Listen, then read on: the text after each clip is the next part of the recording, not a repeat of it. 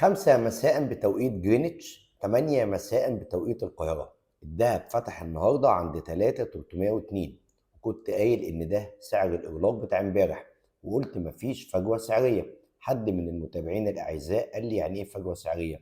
الفجوة السعرية هو فرق بين سعر الافتتاح بتاع اليوم وسعر الإغلاق اللي قبله، بتبقى مسافة يا أكبر يا أصغر على حسب الأحداث المهمة اللي ممكن تحصل.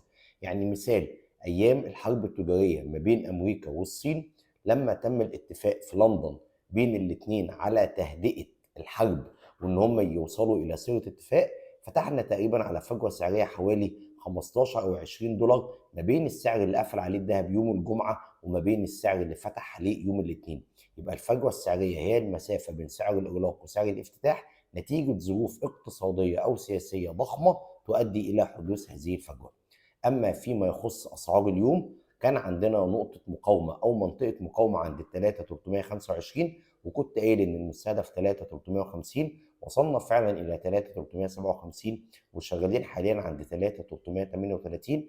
ولو قفلنا تحت ال 3350 احتمال نرجع تاني نختبر ال 3325 ثم ال 3300. كان في تصريحات لجيروم باول النهارده بيقول فيها إن هم كانوا هيخفضوا كفيدرالي الفايدة، ولكن الرسوم الجمركية اللي فرضها ترامب هي اللي أجلت عملية فرض الفايدة.